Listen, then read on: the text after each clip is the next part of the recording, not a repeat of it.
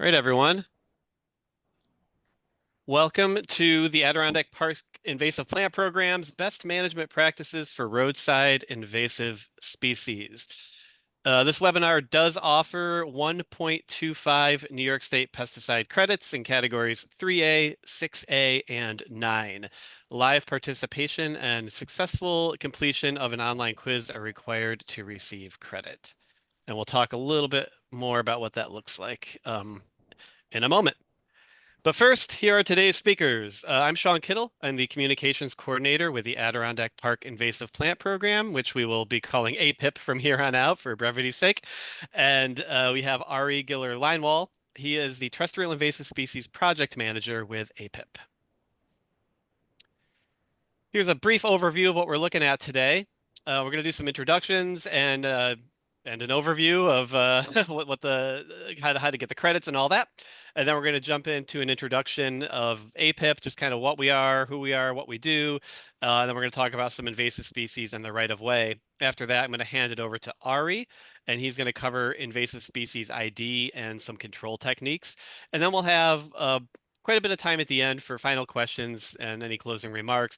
If you do have questions, please do me a favor, type it into the chat.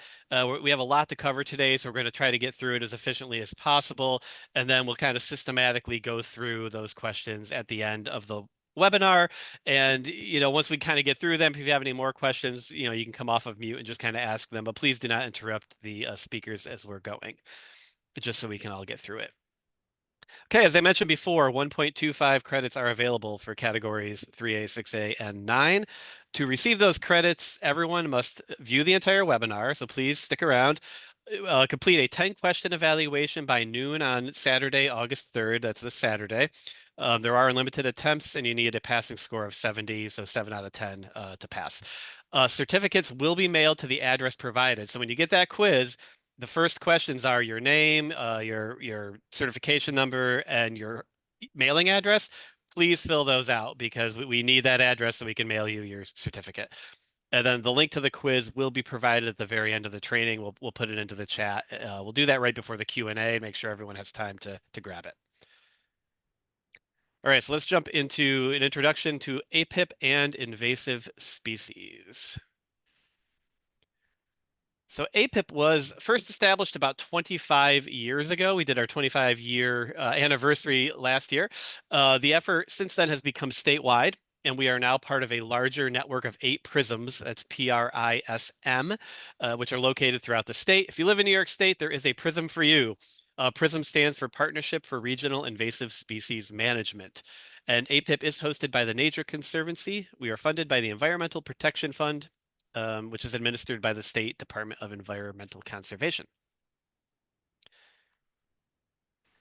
So APIP, we have, excuse me, our goal is our mission rather, is to work in partnership to minimize the impact of invasive species on the Adirondack region's communities, lands, and waters. So what does that look like? We have 4 goals that directly relate to that mission and, just help keep us on track and organized for accomplishing it. Goals 1 and 2 are to protect Adirondack Prism lands and waters from the most significant ecologic and economic impacts of invasive plants and animals, which includes forest pests and pathogens. Goal 3 is really where I live. It's to build knowledgeable and engaged communities that are empowered to act on invasive species issues. So we do a lot of trainings and have a lot of outreach materials. And then the 4th goal is to engage in research and innovation to improve the monitoring and management of invasive species. We're definitely nimble and we're not afraid to try new things and to follow the science. So we're always trying to stay ahead of these invasive species. But we can't do it alone. APIP relies on 30 partners, dozens of volunteers, and our early detection and rapid response crew, which helps us work toward our mission. So you can see here just some quick statistics that are kind of cool. In 2023, our early detection and rapid response crew managed about 500 priority infestations, about 23 acres total. They documented the absence of invasives at over 1,300 historically managed infestations. And 81% of APIP's priority terrestrial invasive species infestations are currently under active management or have been removed, which is pretty awesome. So all of these goals and all these efforts, they do tie into transportation because our road corridors are often areas for invasive species introduction. So it's really great to see all of you here today. For education and outreach, again, that's kind of my realm as the communications coordinator. It's also I call it the third leg of what we do. We do aquatics, we do terrestrial, and we do outreach. The number one way invasive species are spread is through human activity. It's really important. So activities like hiking, boating, moving firewood, roadside maintenance, site excavation, those are all examples of how human activity can spread invasive species. The bottom line is it's a lot easier to prevent invasive species from spreading than it is to deal with them once they're here. So that's why we have a number of educational materials like the ones you see here. They're free and they go out to the public, and the goal is to help prevent the spread of invasives because, again, they're a lot easier to deal with. They're a lot easier to prevent than they are to deal with once they've arrived. We also host a lot of webinars like this one, and I'll give you some future webinars and programs that we have coming up toward the end of the presentation here. Okay, we also have boot brush signs. You may have seen these around the park. We give away 2 of these a year. You can see one in this picture. This was, I believe, at the Adirondack Lodge trailhead area. That was one we did a couple years ago. We have some of the Cascade Trailhead, not Cascade, Cascade Welcome Center, the ADK's new Welcome Center. They're at various trailheads and other kind of wilderness areas. This is really important because invasive plant materials like stems and leaves and seeds can easily be transported to new areas on a hiking boot. We also encourage people to brush off their gear as well, backpacks and pants and whatnot. Okay, so we have a volunteer lake protectors and lake management tracker. That's 2 programs actually. So lake protectors is more of a volunteer effort for individuals. Basically, you can attend a training to learn how to identify and report aquatic invasive species. Trainings are usually 2 to 3 hours. Some of them are in person. And then you sign up online to monitor a lake. You monitor the lake at least one time between July and September, and most volunteers spend a couple hours, 1 to 3 hours monitoring. And then you just report your findings back to APIP, or if you don't find anything, you report that too, so we are aware that you went out and monitored. And then Lake Management Tracker it's more geared toward communities or like lake groups and things like that, lake associations, and that's for water bodies that are being managed for aquatic invasive species. So basically what they do is they track the management of that lake. The local community will get a core group of volunteers together, they get trained, and then they participate in the program for 3 to 5 years, and they kind of track the trends of plant growth. You can see an example on the right there of what that tracking looks like. They monitor at least once a year, and then they help APIP review and provide input for our annual report. And then APIP, we what we provide is we train them, we set up like where they should be doing the observations on the lake. We tell them how to record the observations. We store and analyze the data collected. Okay, and forest pest hunters, I think Ari might talk a little bit more about this later, but this is kind of the land counterpart to our aquatic programs. Uh, Very similar thing. Volunteers adopt a trail, they commit to monitoring it within a given time frame. In the winter, we focus on hemlock woolly adelgid. You can see that training there on the left. That's Becca. Some of you may know her. And then in the summer, we train volunteers to look for beech leaf disease, which unfortunately has been confirmed in Herkimer County, down in the southern Adirondacks, and more recently in the Champlain Valley area. And unfortunately, it's quite prevalent in other parts of the state and beyond as well. So just kind of some cool stats here. Last season, our volunteers adopted 73 trails, contributed 884 records to IMAP invasives, and unfortunately, of those records, 212 were confirmed findings. But that helps us delineate existing infestations and kind of track where these things are headed. And volunteers contributed more than 325 hours, so it's really we're really blown away by how much time and effort our volunteers do. So big shout out to them. All right, so let's get into invasive species here. So in order for a species to be considered invasive, it must satisfy the following 2 criteria, and it has to satisfy both. One is not native to a region. It's often moved there by humans, as I mentioned before. And then 2 is they cause harm to the environment, the economy, or public health. Some species check a couple of those boxes, environment and public health, but they have to at least cause harm to one of those 3 things and be not native to the region. So at the top there, we have poison ivy. If you've ever touched poison ivy, you probably don't like it.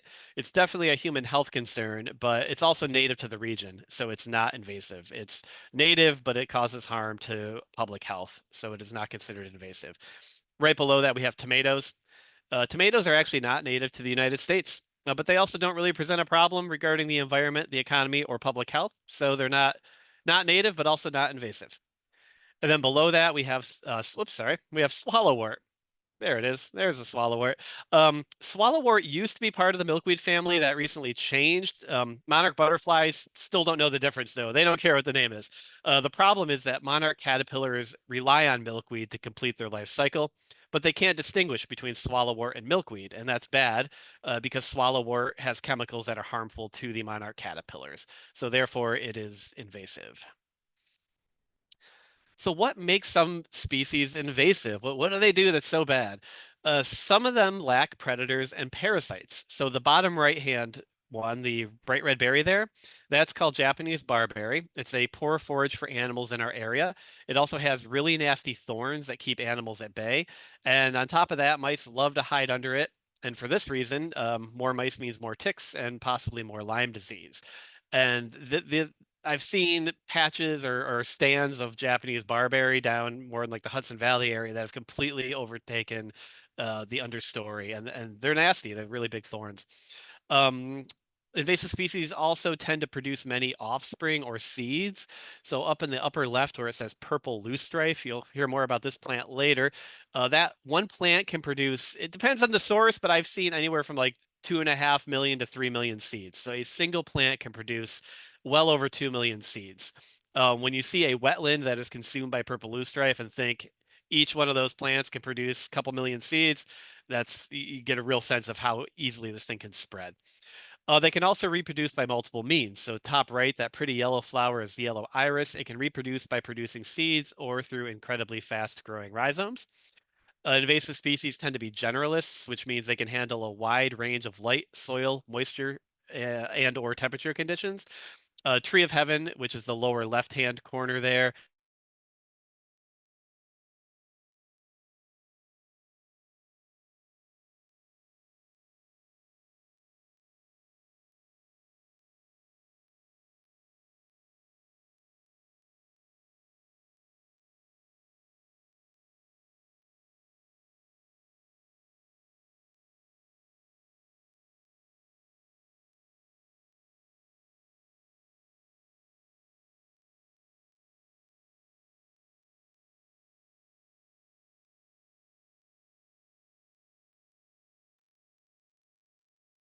Yeah, we might have lost Sean for a second. I imagine people are still able to hear me. Yes, Ari, this is Tamara. I can hear you, and we did lose Sean, though. Thanks for picking up. Yeah, I'll try to get the slide back now. Yeah, just give me a quick second here.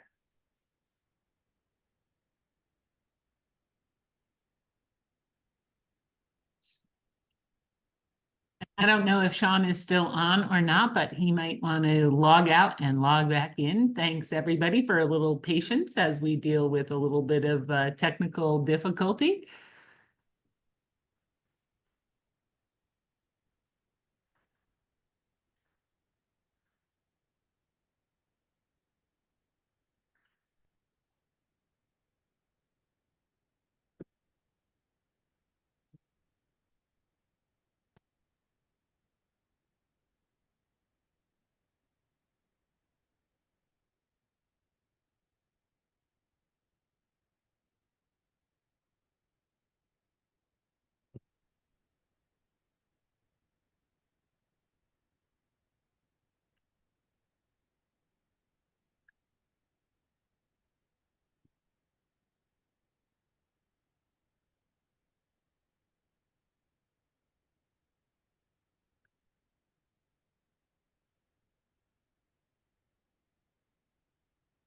So while we're waiting for the slides to upload again, why doesn't everybody just pop into the chat if they have anything particular they would like to learn from today's webinar, a species that they would love to know more about.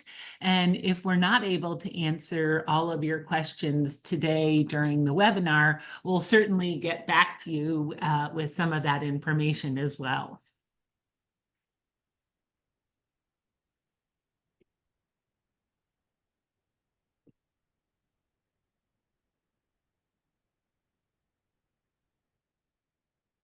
I should be getting pretty close to being able to share my screen here.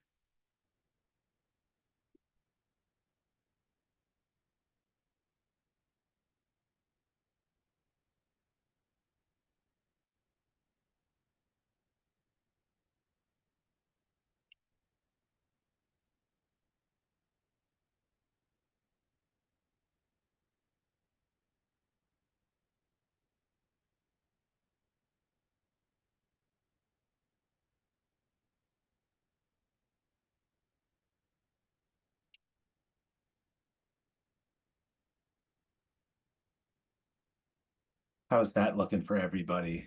Is that working in terms of being back to the slideshow?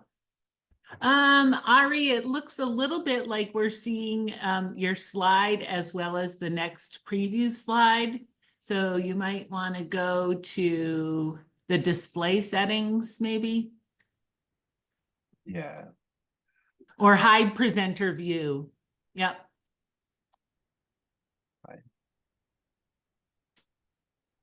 There we go. Excellent. Okay, perfect. All right. So yeah, we're back. Invasive species.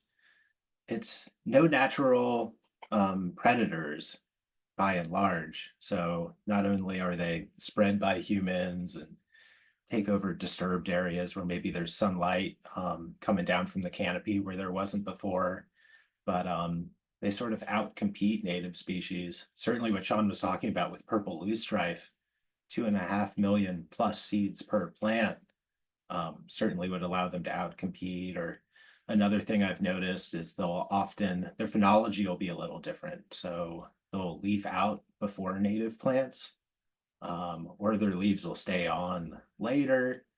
But basically, yeah, unchecked growth and monopolizing resources, definitely a concern regardless of the means of their introduction. It's trying to tackle infestations while they're small versus when they're already taken over, put out seed, seed bank in the soil. Like Sean was saying, I'd say prevention is the best strategy, but that's a pretty ideal view. There's definitely, in a lot of cases, they're already there. So preventing the spread and managing current infestations is a big part of what I do. And then for negative impacts on the environment, I think a lot of us are probably familiar with things in the carrot family. So later I'll talk about wild parsnip in terms of being phytotoxic with sap. Certainly giant hogweed, I would consider the most phytotoxic, although the distribution of that is pretty limited. I've never seen that along roadsides, but wild parsnip certainly is. And then you're seeing the picture of knotweed on the right there.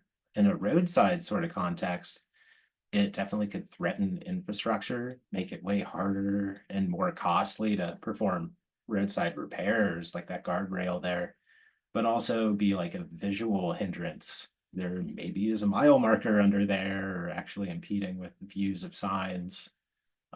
So yeah, it's from a variety of different angles. Invasive plants are a serious threat. And then garlic mustard up there on the right. That's more I'd consider an environmental threat. In terms of public health, it's actually kind of tasty. If you're going to control it, feel free to throw it away. But before it's in flower, makes a heck of a pesto. In terms of forest regeneration, though, I think that would definitely impede an infestation, and that density would impede native saplings coming up and mess with how the forest succession happens over the long term. So invasive species in the right of way. I think I started to cover some of this, but some great pictures of what we're seeing in the Adirondacks. They grow quickly. So I bet we're seeing some Phragmites in there. And I was seeing a metric, it can grow up to 2 feet in a season, if not a couple weeks. So that contrast is stark. We'll get into control later. It's one of the reasons that we don't treat during this aggressive growth. We want the herbicide to kill the entire plant and translocate down into the root system. So with the aggressive growth, it might be tempting to treat when you're at this stage, but we'll get into the best management practices in terms of what timing is best for control, for safety, for a variety of reasons. I'm gonna pause just for a second and make sure. Oh, interesting, Tracy. There is giant hogweed along the roadside. Best of luck. I hope you're controlling it. We definitely had some in the Adirondacks this season, but we weren't seeing any roadside. Now I'm realizing I shouldn't be clicking around. Right behind the guardrail. Wow. So yeah, here's the block signage I was talking about. I think we have knotweed here.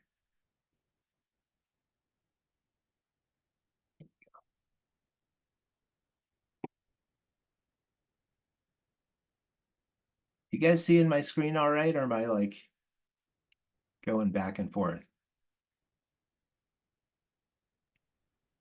It looks good, Ari. Went back and forth a little bit as you were just going back to the one slide, but it looks really good.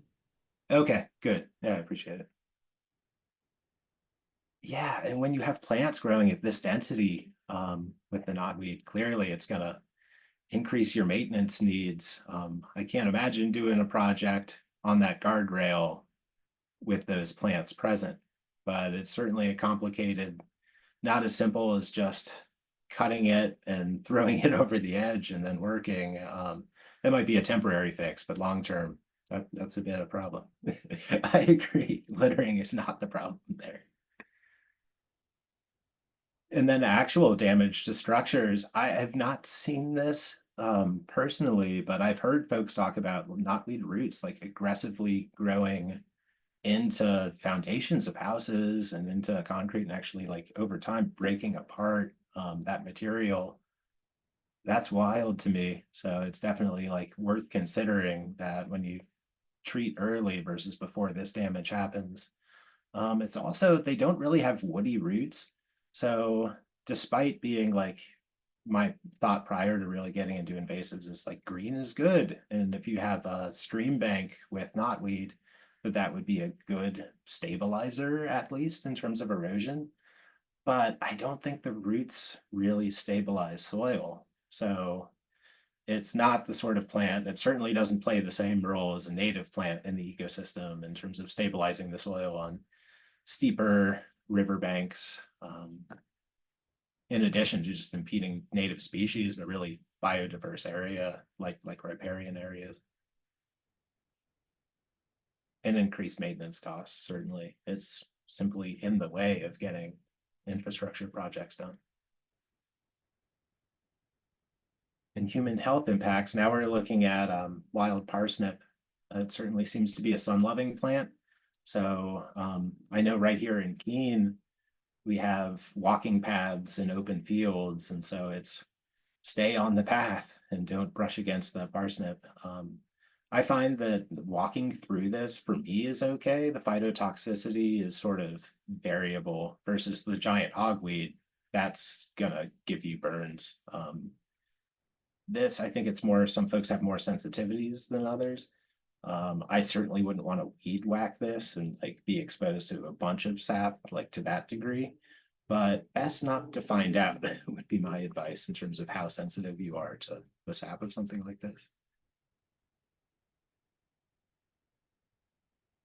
And then reducing invasive species through the spread of Hey Ari, road work. I'm actually back on if you want me Oh, to if you want me to jump in there. Sorry, I have no idea what happened. That's a first.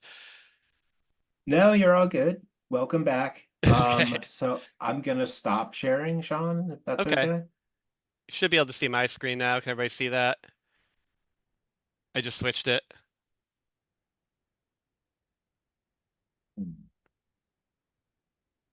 I am not seeing your screen yet.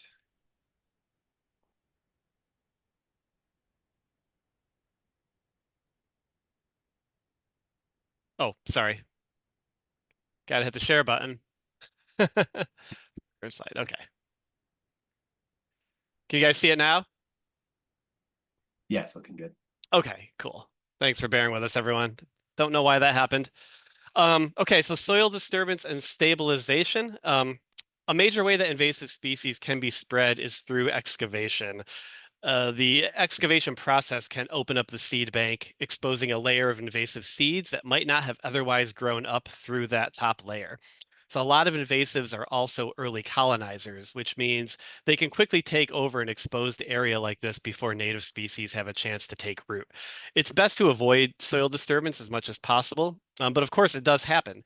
If you do disturb the soil, try to stabilize it quickly. And if you're using fill, don't bring fill from an area where invasives are known to be. The moving and maintaining equipment. Think about thinking about moving and maintaining equipment where equipment is stored can have an impact. This staging area is full of knotweed. You can see that's the plant that's growing all up and through there. If someone moves these plows, they could easily end up moving plant material as well. And all it takes is a little bit of that plant material to create a new infestation. So it's always best to use staging areas that are free from invasive plants. When moving equipment, always be sure to remove any visible soil and plant material from that equipment, and be sure to check tire treads.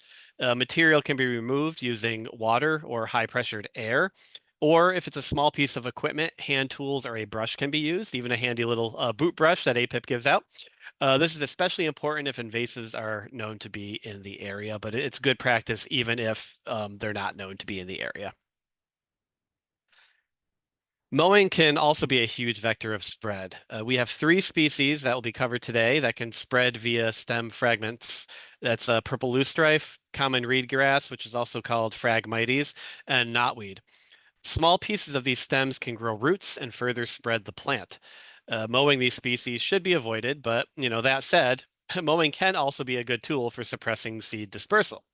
Mowing before plants go to seed around August can actually help to mitigate the spread of those plants. With moving mowing equipment, equipment should be cleaned prior to moving the equipment to a new location, but at the very least, it should be cleaned daily to help mitigate the spread. Plant disposal. If you do remove plants from a site, what should you do with them? The plants in this image have been packed into these thick black contractor bags so they can be solarized. They're bagged up, they're left in the sun for a few weeks until the plants liquefy, at which point they can be brought to a landfill. If you have woody shrubs, trees, or vines that do not have any seeds, you can form brush piles with them. Here we have an example of contaminated fill. So going back to excavating, what do you do with contaminated fill? If you remove material from a site, you can see this is Japanese knotweed, by the way, growing there. It should be stockpiled on an impervious surface, and you can monitor it to see if any invasive species pop up. So in this photo, you can see that knotweed coming up, as I mentioned, and you can render those plants, if they do show up like that, you can render them non-viable through the methods I have just mentioned, like solarizing or herbicides. You should also avoid excavating areas that have knotweed, purple loosestrife, or common reed grass as they spread, not only through stem fragments, but also through root fragments. Okay, and this slide is very important, slide 30. So for those of you taking the webinar credits, remember this image. There will be a question about it on the quiz. The question will say, what plant is on slide 30? And the answer is purple loosestrife. We're just making sure that people are sticking with us through the duration of the webinar. So make a note of it or whatever you have to do. Slide 30 is purple loosestrife. Okay, and again, I'm sorry about the little hiccup there earlier, Ari. Thanks for taking over. I'm going to officially hand it over to Ari now. Thank you for holding down the fort for me. Yeah, not a problem at all. Let's see if I am back in control of the screen. Indeed.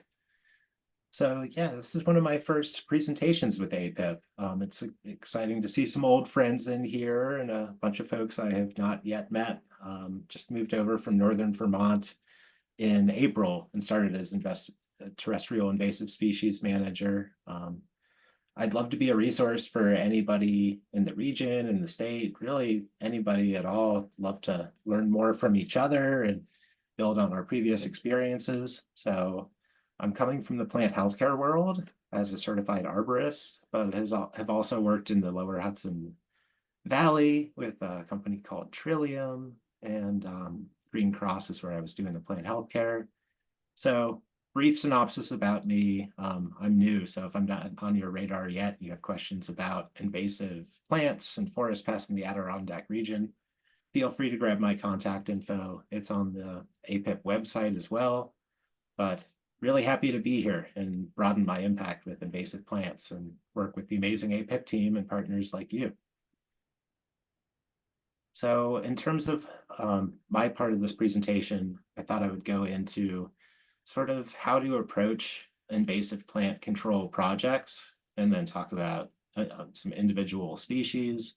And definitely want to leave time for discussion, both questions that you all have and how you've approached these different projects. And I haven't done a ton of collaborative projects with the Department of Transportation or on right-of-ways beyond some foliar treatments. So I'd love to learn from you all as well.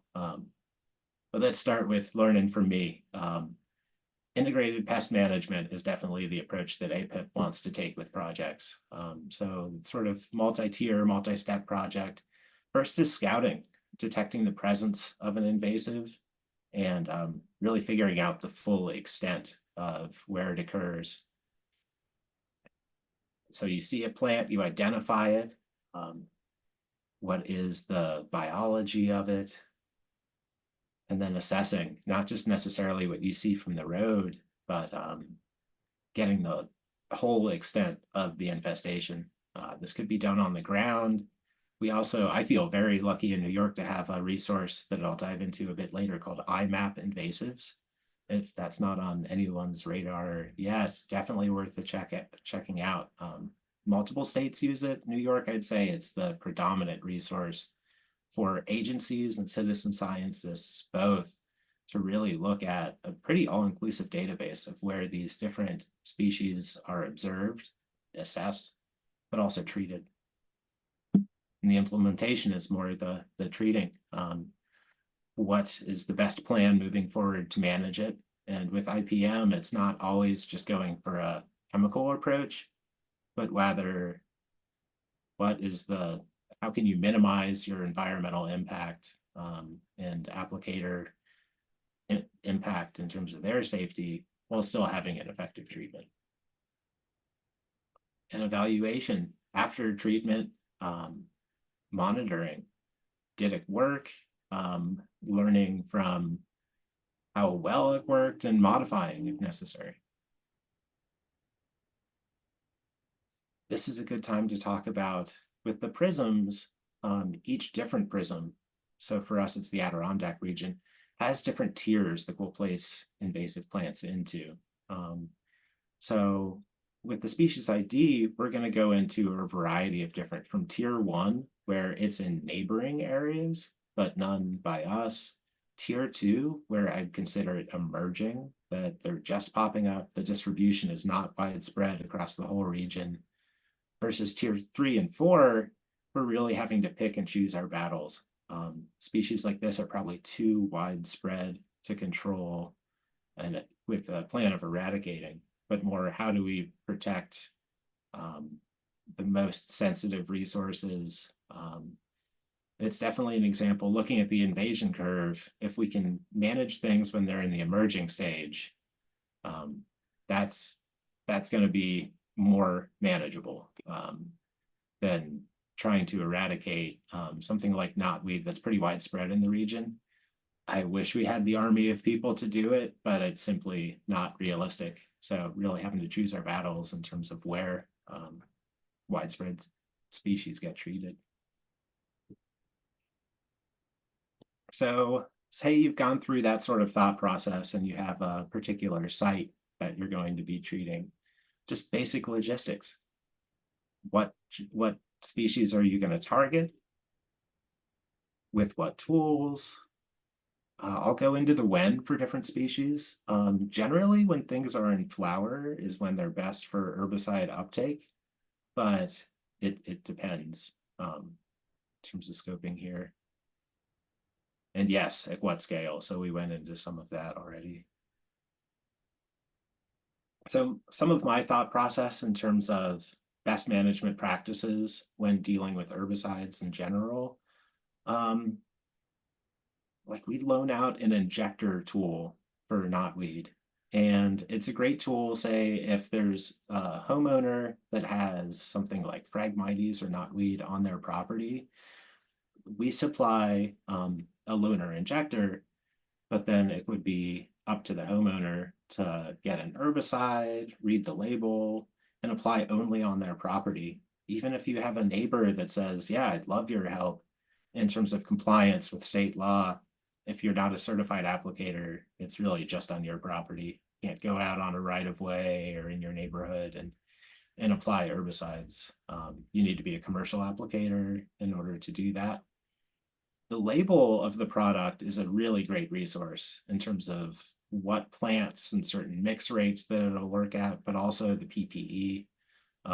Nitrile gloves are a really good tool. Pretty much every herbicide that's going to be required. But with others, it's respirator, pretty rare in my experience. But basically read the label and it'll tell you what you need to know. A lot are fairly caustic in terms of like eye risk. So wearing safety glasses is never a bad idea, but the label will give you the specifics. And then what is the weather doing when you're going out and spraying? I think a lot of us are probably quite used to looking outside at the beginning of a treatment day. If a plant is wet to the point of something that you'd spray on the leaf just running off, it's probably not going to be an effective treatment. Wind, now we're concerned about drift, off-target damage.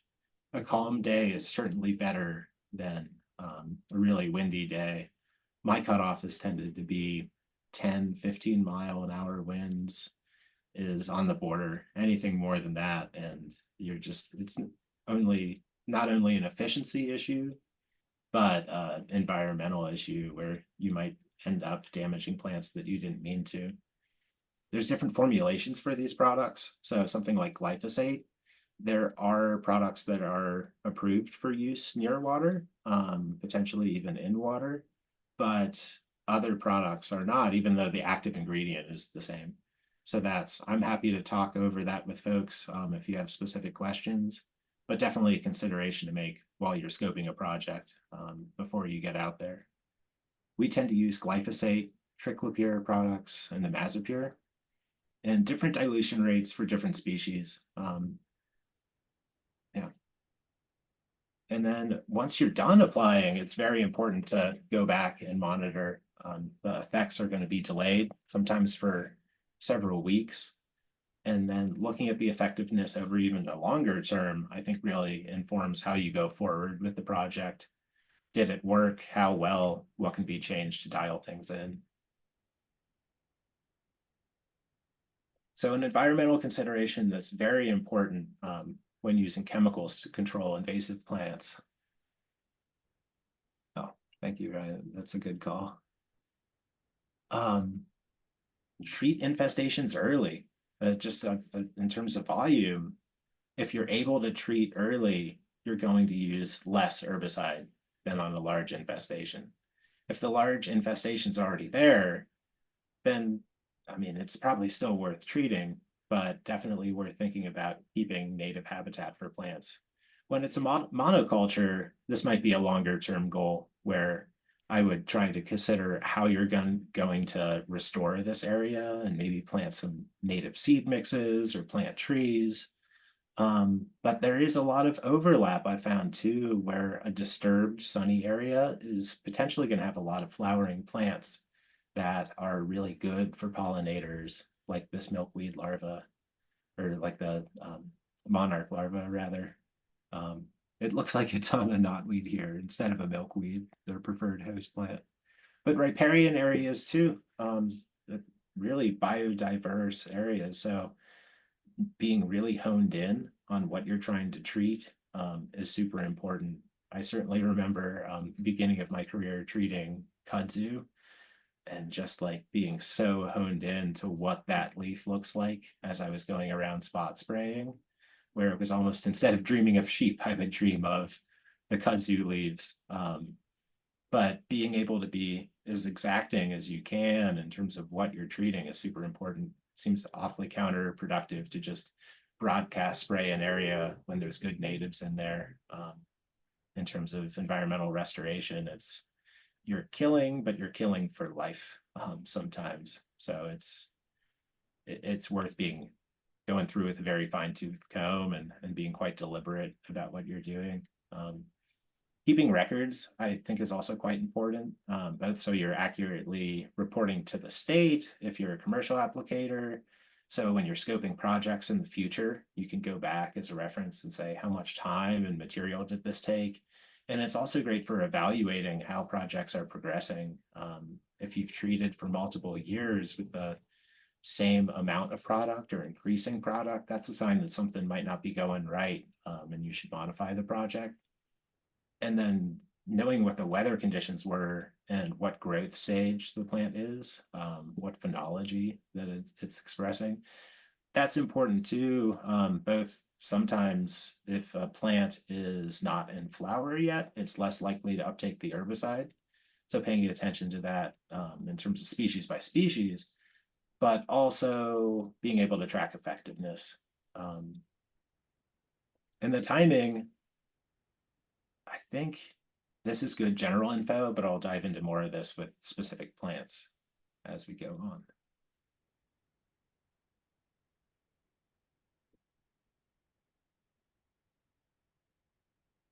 Yes, protect non-target plants. I think we're going to get into more detail when we're talking about how to spray here. So in terms of foliar spray, it's a fairly simple process, but a lot of the details really matter. I'm going to skip forward just to make sure. Yeah, so when I mix, typically it's in a backpack sprayer. There are some that are electric with an electric pump to pressurize. A lot of times the hand pump is just fine. I've used both sort of systems, but in general, you want to fill about half the volume that you're intending to mix with water, then add your chemical. Generally we use herbicide, dye, and surfactant. Then fill the rest of your container with the water to your desired volume, and shake, mix, and spray.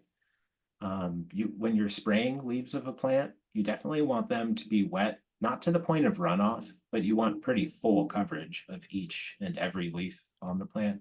We use an indicator dye. That's great for a variety of reasons because it sort of contrasts more versus a clear liquid on the leaf. So you can see what your distribution is. And it's also nice in terms of making sure that you're not walking through treated areas, that other folks can clearly see treated areas. Yeah, so indicator dye is great for that reason. I forget if I already mentioned with the surfactant, it actually like increases the surface tension. So more likely to stay on the leaf to be absorbed versus just running off, which can lead to less effective treatment and more unintended herbicide in the environment. So before you mix, definitely read the label and have a sense of where you can treat within your treatment area. If you're not using an aquatic safe herbicide, it might be that you have a cutoff of at least 100 feet from standing water or running water. It's also good to have a spill kit available or an absorbent in case you have any spills. I don't know if it's a requirement, but I love secondary containment. So instead of just having the backpack, let's say, in the bed of a pickup truck, that backpack could be in a big action packer, a big plastic tote. So then it's not being exposed to the environment, getting covered in dirt or getting rained on. But it's also, then you have a way to mix where if there's a spill of any size, it's contained. So I like mixing inside of another container, or even like putting down the lid of a big action packer and mixing on that versus just on the side of the road or in an environment where you have desirable species. Most of this is also, yeah, really good info to have. I like having wash water available, like on site. So if maybe not necessarily potable water, drinking water is important too. The joke about dehydration, there is none. It's not funny. It's my joke for the day. But in terms of like washing, like application equipment off, but also like having something to wash yourself off with. I really like having the blue cubes of water. Is a great thing to have. If not a nurse tank. So a tank of water that never has chemical in it, but just water. That's a really good approach if you're outfitting crews to go out in the field. In New York, an interesting note in terms of compliance is more obvious in my mind, more intuitive is the products themselves certainly need to be labeled, like the undiluted, concentrated products.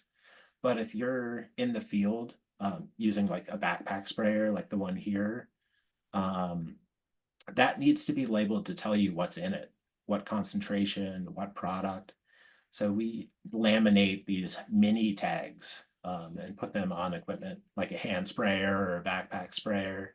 That's great in terms of if crews are switching out, they know what's in there versus any sort of mystery product.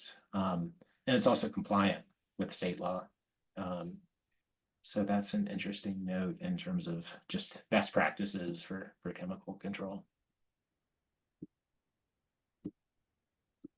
Pesticide sandwich.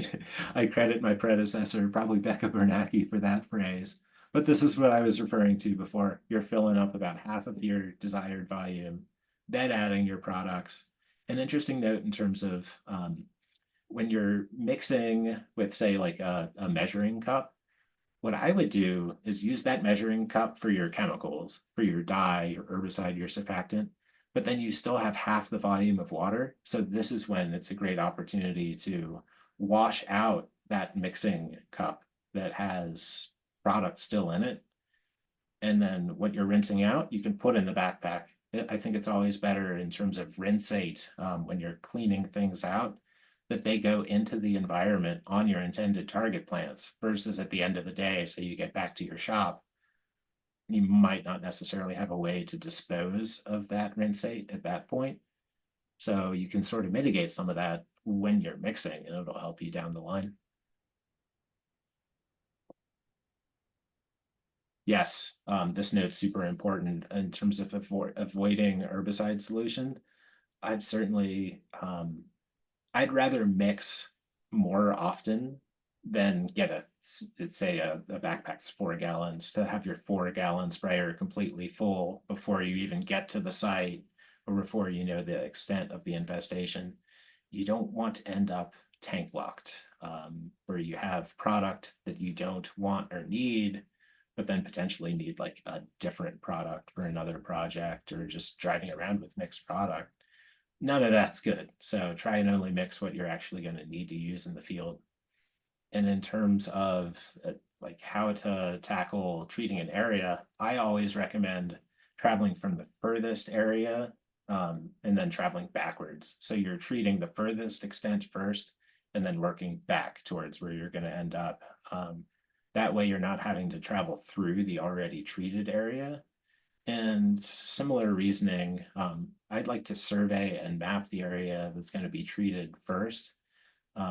So you're not having to travel through treated areas. You might walk the perimeter later. It's hard to know every day exactly what you're going to be able to get done, but just being mindful and not just picking a point and spraying, basically. So we were talking mostly backpack spraying, but I wanted to make sure that's on everyone's radar in terms of different treatment methods beyond the foliar spray that you'd normally do with a backpack. For some of these rhizomatous plants, Phragmites, knotweed, injections are a really cool tool. That's on the top right there. It sort of looks like a gun beyond where that picture is, but it's calibrated to inject 2-3 milligrams towards one of the bottom root nodes of these plants. So that really minimizes environmental impact. You see that marker there. I found that really helps me keep track in terms of what's been injected and whatnot in a dense infestation. It's sort of easy to walk around, be crawling around on your hands and knees and lose track. So I like that pen there. We're talking mostly herbaceous plants today, but in terms of control on trees, you can hack and squirt, which is on the top left there. Cut stump, which is on the bottom. But basically, you're spraying a less diluted herbicide into the cambium layer of the tree, and then that'll translocate and control the whole thing. Can definitely help with resprouting, where you don't just want to cut and not apply anything. That's more likely to resprout. Sometimes even cutting with the cut stump can cause resprouting. So that's where basil bark's another option. You leave a tree standing. In this instance, you're using an oil versus water mixed with herbicide, and that'll go into the cambium of the tree and manage it pretty well that way. An important note is in that scenario, you have the tree left standing. So it's worth considering what targets, what risks of having a standing dead tree would be. In the middle of the woods, probably less of an issue. Adjacent to a trail or kiosk or someone's house, it's an important consideration to make. Another just general tip in terms of vines, we have some bittersweet up here, but certainly nothing like the kudzu projects that I worked with in DC or porcelain berry in the lower Hudson Valley. But vines can be pretty nasty where they'll grow up and over mature trees. So scoping these sort of projects, I like cutting windows at least as like the basic step to take. And what I mean here is cutting the vines that are growing up into a tree at about head height or whatever feels safe. I wouldn't necessarily cut over your head. So that's a good first step, because then you're killing all the growth that's smothering the mature canopy trees, minimizing the disturbance, at least in terms of available sunlight and losing your mature trees, just doing that. A good follow-up step would be to spray the vines that are left below where you cut. And then potentially even a third step, see what sprouts are resprouting after that. And that can get you back to the root nodes. So maybe cut stump where the vines are actually coming out from the root nodes. And that's sort of what you're seeing on the bottom here. It's cut stump is for trees that are larger, but it's also great for vines like bittersweet, porcelain berry are what come to mind. So let's get into some particular species that I see a fair amount of on roadsides and throughout in the Adirondack region. Common reedgrass Phragmites is definitely one of our main targets. Its rate of growth is astounding in terms of season by season. Each of these reeds like several feet a month, I would say, around this time of year. I find it interesting that the seed heads sort of all go on one side.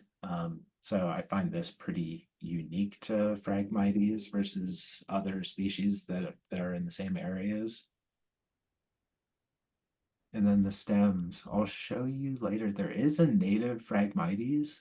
I have not seen it, but right at that leaf sheath, it's thicker on the native species.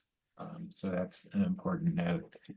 The spread for Phragmites, I think it might be possible that it's spread by seed, but by and large, it's the root rhizomes.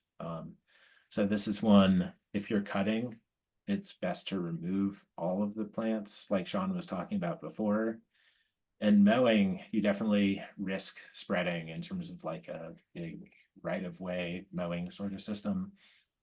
This is where I would definitely recommend cleaning products if you're going from a infested area to not infested area. Yeah, I think this makes it quite hard to manage Phragmites at large.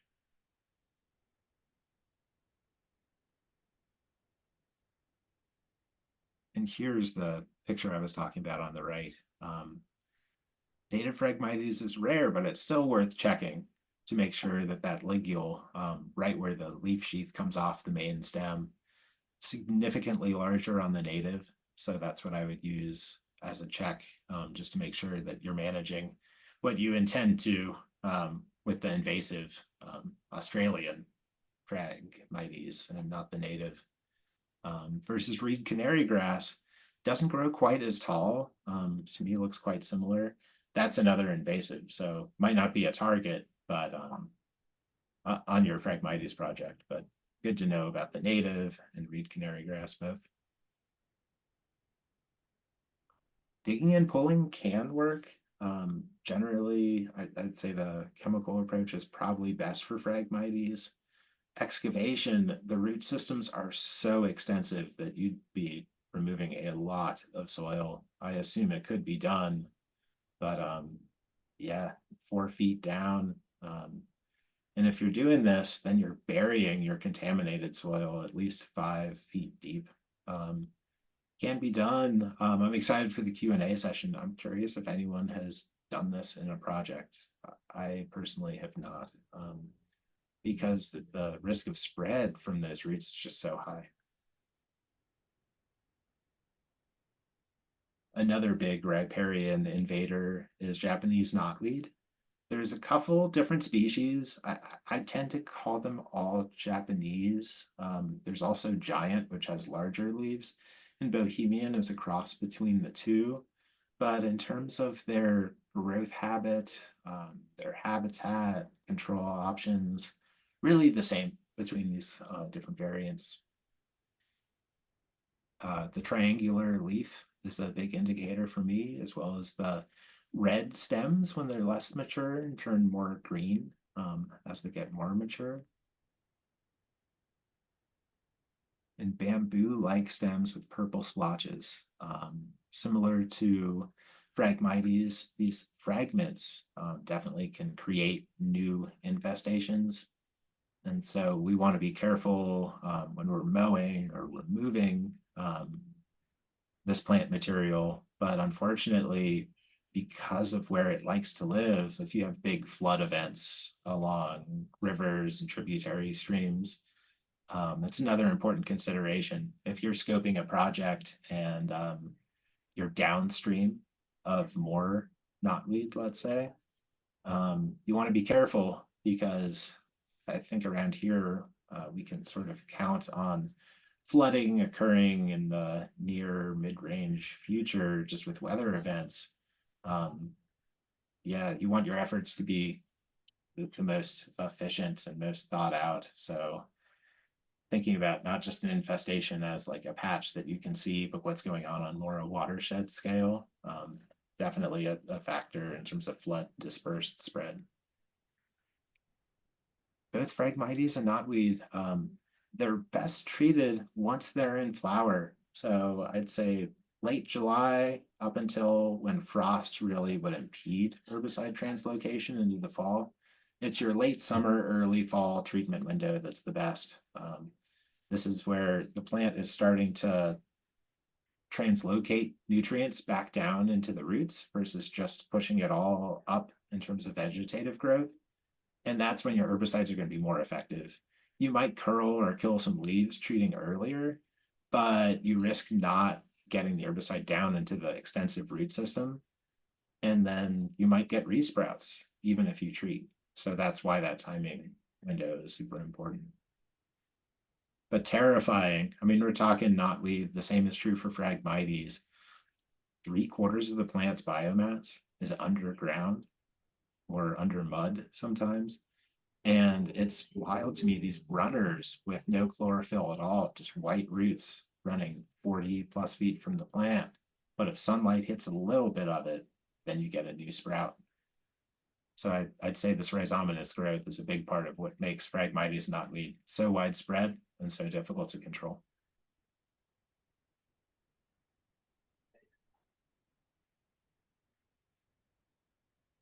Knotweed lookalikes, I think pretty ubiquitous. I'll see bindweed all over, but more in upland, sort of sunny fields is where I've come across that. I don't, certainly non-native. I would call bindweed invasive to a degree, but I rarely see that taking over large areas and really impeding natural forest progression or good pollinator habitat. Rough horsetail, I could see that looking a little bit like a knotweed stem, except you don't have many leaves with horsetail. You just have the spores at the top. So similar control methodology to what I was talking about with Phragmites. You can control small infestations by digging and then bagging and solarizing. But in terms of excavating larger infestations, it seems awfully difficult to be able to manage a project, at least with the equipment that we have available to us. I'd say knotweed and Phragmites are the best candidates for stem injection. That's awfully hard and time consuming if you're dealing with a large infestation, but even if you're foliar spraying the majority of your large infestation, you might have some that are right closer to water or around desirable species. Like say you have some good willow coming up among what's otherwise monoculture, you could pick a perimeter around a desirable plant or habitat for whatever reason and inject that area. So that's definitely worth considering. Purple loosestrife. I love Sean's photo from before. I don't know if love is the right word, but 2.5 million seeds per plant. Goodness gracious. This is one I'm pretty sure I've got. Did I lose control over? Oh, here we go. So there's a biocontrol that I'm excited to tell you about. But in terms of ID of loosestrife versus something like fireweed, you have this like clasped leaf right against the stem. I find that fairly unique to loosestrife. And also the square stem is a pretty good distinguishing feature.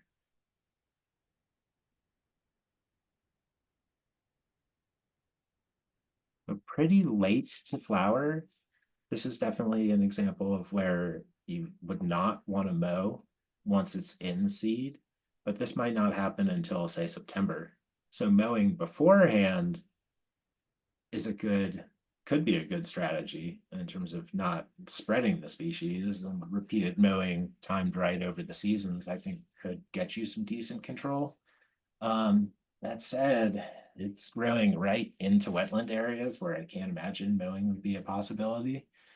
But it's really exciting that we do have a biocontrol that's available.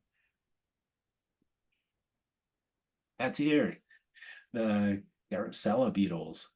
We have several populations of these within the Adirondacks. I know they can be like bred and introduced, but it's amazing that these are sustaining populations.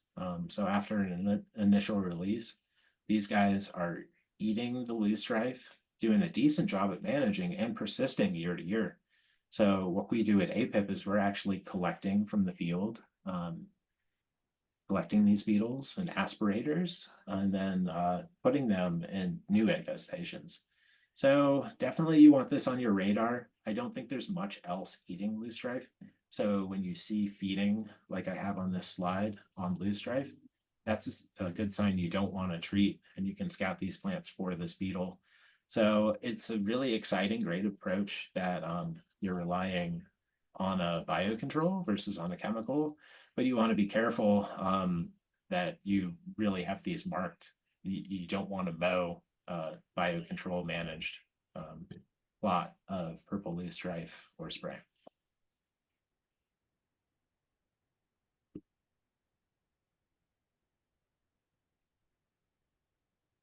Yes, and then wild parsnip. So we've talked about how the phytotoxic sap could give you burns. It's when you're exposed to sunlight.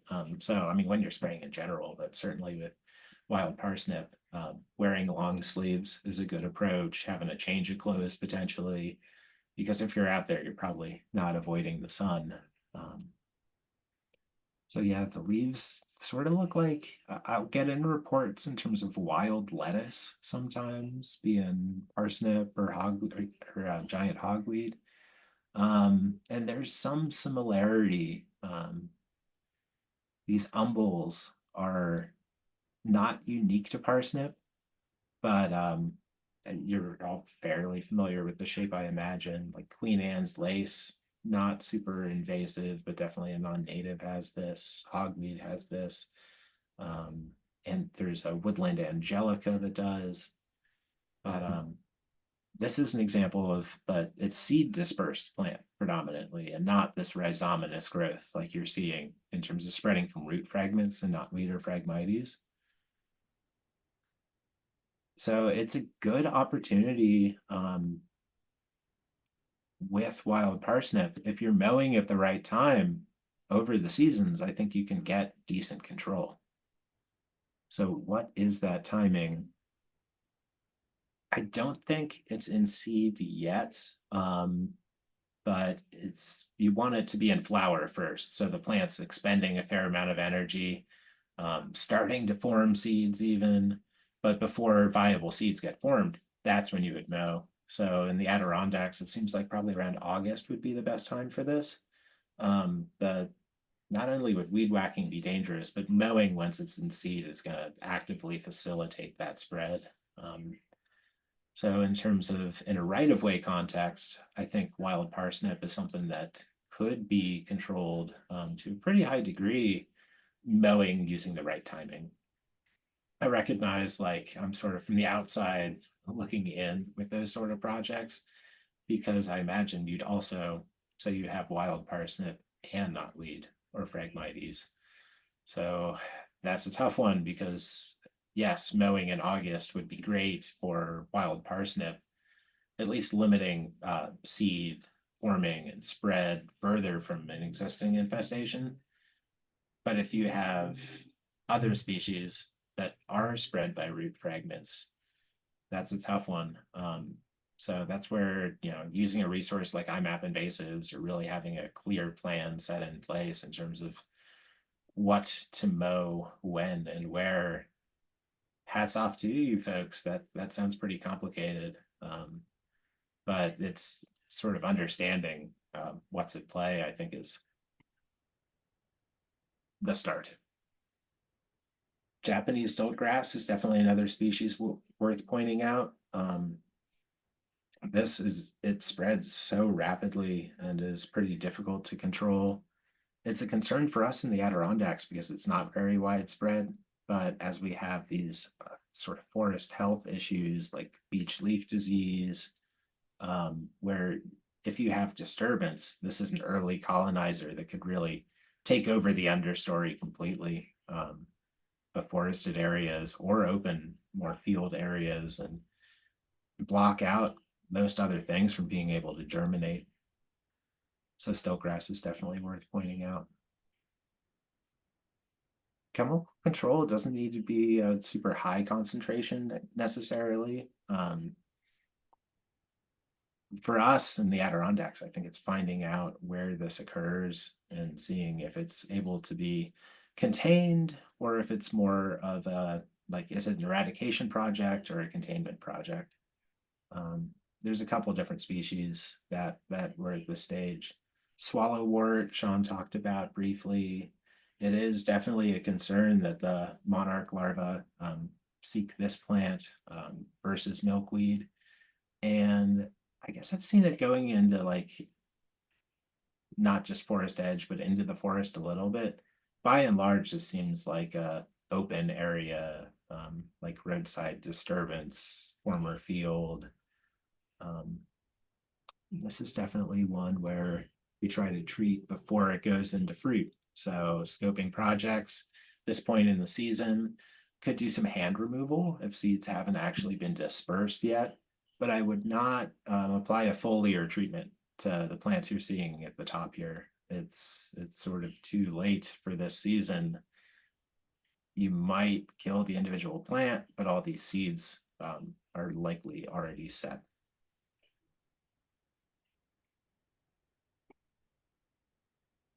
Japanese Angelica tree is a pretty wild one. This is one where we only have one known population in the Adirondacks and are looking forward to treating it.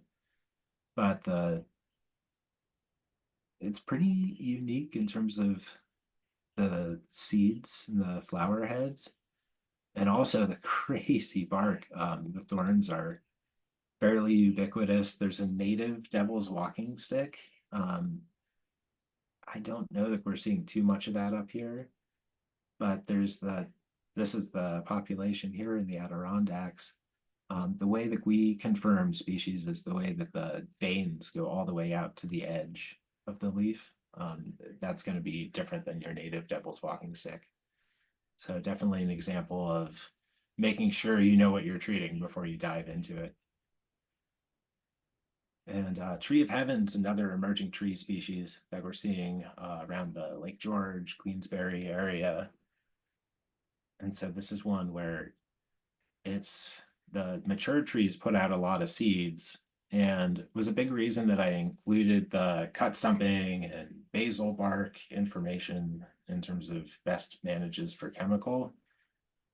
These are pretty aggressive resprouters. So if you're just cutting down the trees, you're likely to get a lot of resprouts. The seeds persist for several years in the soil in terms of like seed bank. So that's an important consideration where we're actively trying to find out what the full distribution of these trees are. Because if we're just seeing resprouts, my thought is, where are they coming from? So the project scoping is super important. Even using the same chemical, say glyphosate or triclopyr in terms of control of this tree, what's your best approach? Should it be cut stump? If it's right next to someone's garage, that's probably the approach versus basal bark,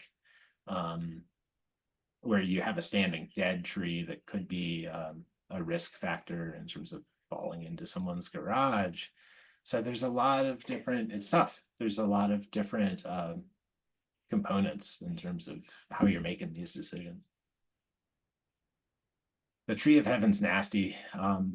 One of the reasons that it's a concern is it's also a preferred host for spotted lanternfly, which, knock on wood here, is not in the Adirondacks yet, although Ag and Markets and Adirondack partner agencies have put up a fair amount of traps to try and detect whether spotted lanternfly might be brought in from the west and south where populations are quite established.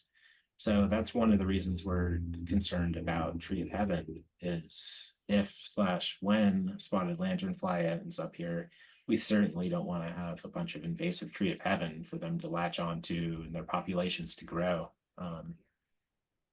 Especially in terms of transportation folks that are in this webinar, spotted lanternfly is spread by vehicles. I know it's been seen on like rusty, underside of 18-wheelers, shipments of bricks. So if you're traveling along these like main Thruway, Northway, big county highways, rest areas, that's where I would suspect sort of points of introduction to be. So not seeds, but actual like human infrastructure vehicles. I know they're kind of pretty, but not something we want up here. And the spread, I think, would be like the eggs. Sort of looks like a spongy moth egg, a little bit different texture.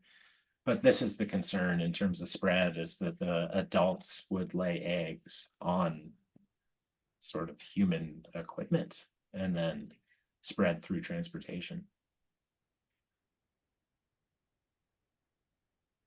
Some other forest pests, just really briefly, that I want to make sure is on everybody's radar is hemlock willy adelgid. These are not mobile for most of their life cycle, but you're actually seeing individual insects here, these little white dots. They have a fur over top the actual insect, but they are a piercing sucking insect. So they're actually feeding on the moisture of individual needles. And over several years killing hemlock trees. These nymphs are the mobile stage in late spring.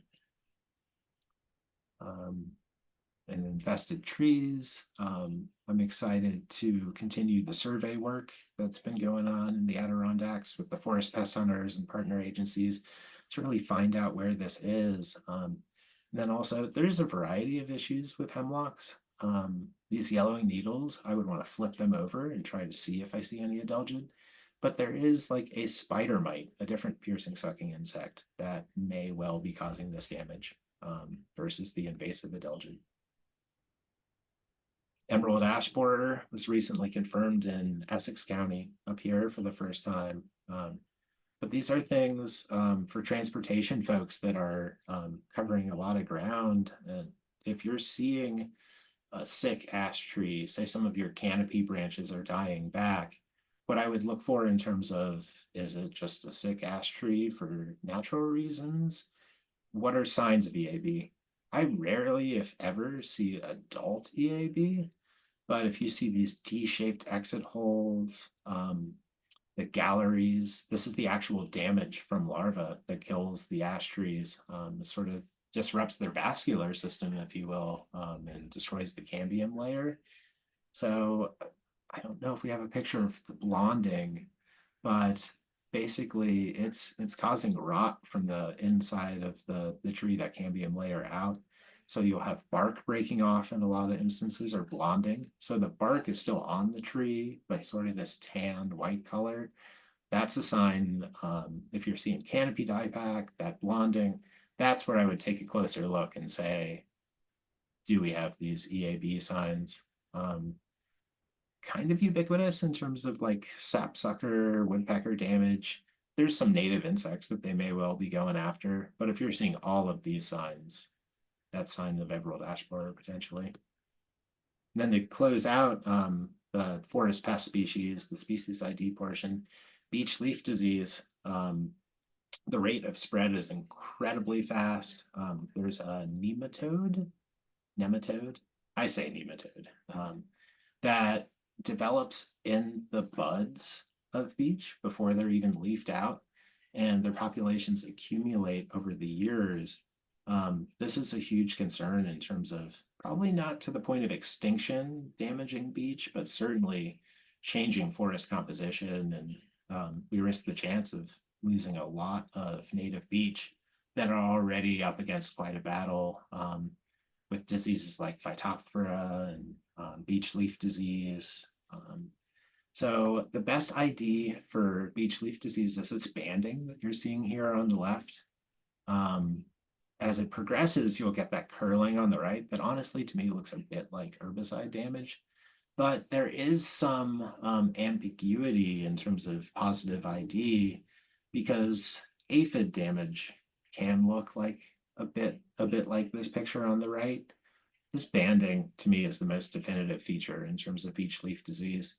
I find it the most easy to pick out when I'm surveying, looking at the underside of the leaf up towards the sky, having the light shine through it sort of gives you more definition with the banding.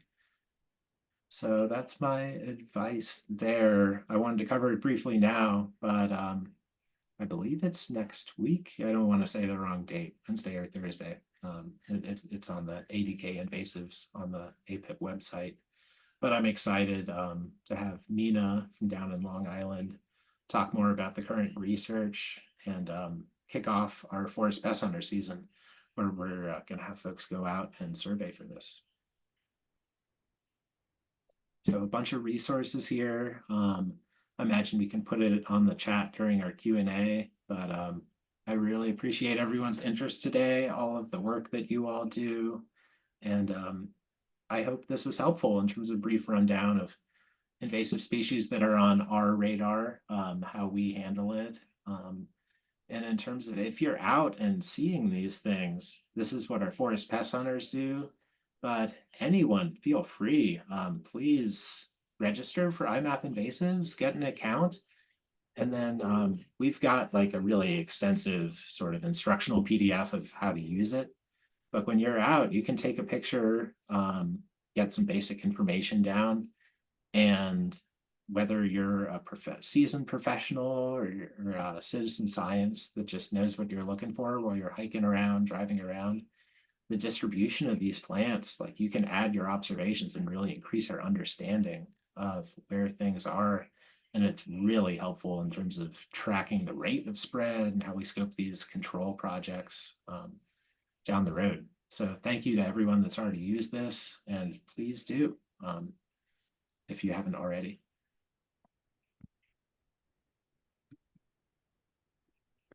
All right, thanks, Ari.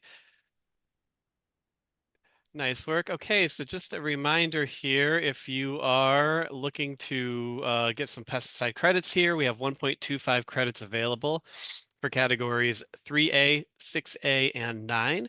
To receive the credits, you must view the entire webinar, complete a 10-question evaluation. I'm going to put that link in the chat here in 1 second, and that will be due by noon on Saturday, August 3rd. So that's this coming Saturday. And you need to get a 7 out of 10, 70% required to pass the test. Please, please, please fill in your mailing address and all the information. The first 3 questions are your personal information. Please fill that in so we can get your certificate to you. And there's the link right there, but I'm going to put it in the chat because having it on the PowerPoint for you is not all that helpful. Okay, there it is. So please go in and check the chat. There's the link to the quiz.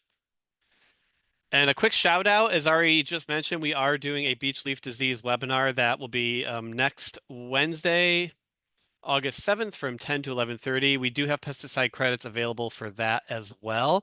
And yeah, Mina is going to be talking about she's going to be talking about some current research with beech leaf disease, some possible prevention and treatment techniques, and some other exciting things like that. And then Ari is going to kind of walk through the Forest Pest Hunter program where people adopt a trail to go look for beech leaf disease for us. So that should be really great. We also have in-person lake protectors training at the Adirondack Interpretive Center, which is in Newcomb, New York. That's on August 16th. Brian Green will be leading that. That's Brian right there, showing off 2 plants. And then last but not least, in October 10th, we have the Adirondack Invasive Species Summit 2024. Please save the date for that. It's going to be a fascinating discussion on technology and invasive species and a little bit about climate change and climate adaptability as well. You can go on our website, adkinvasives.com/events to learn more. Okay, and I got a request for the link for next week's training. We will send a follow-up email, but go on adkinvasives.com/events and you can find the sign up for that next meeting. There it is. Thank you, Ari. Thank you. Sometimes I can't multitask here in the heat of the moment. So yeah, if anyone has any questions, we have a bunch in the chat. I don't know if Ari, do you want to maybe hop in there and see what you've answered? And you may have answered a couple while I was off. I don't want to repeat them. Yeah, I'm to be honest, I'm looking through this the first time. I appreciate everybody's attention and amazing questions. Stabilizing, like clearing a ditch with excavation, to prevent, like, how do you stabilize to prevent more invasives coming in? I'm not sure in terms of examples there. I don't think it would just be mulch or something.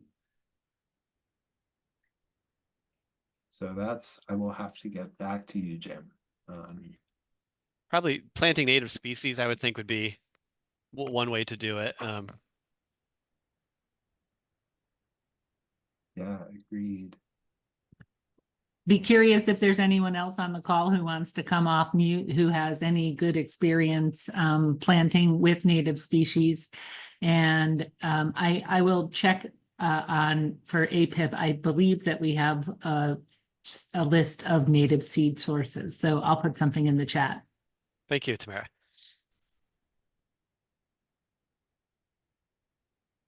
Yeah, a good question from Joan. Flowers of Japanese knotweed are attractive to honeybees and other pollinators. So treating wall and flower, what is the impact? I am not sure. It seems to me like you're not needing to spray the flowers of the plant specifically. So that would certainly be like a consideration I would make in the field. Don't spray the very tops of the plant, but just spray the leaves. That said, that's not like zero exposure taking that approach. So I am not sure. Treating before the flowers are mature, I think would still give you an effective treatment window. Versus it's not like you need mature flowers, but once those flowers are forming, it's probably game on in terms of good translocation, good control. Yes, a record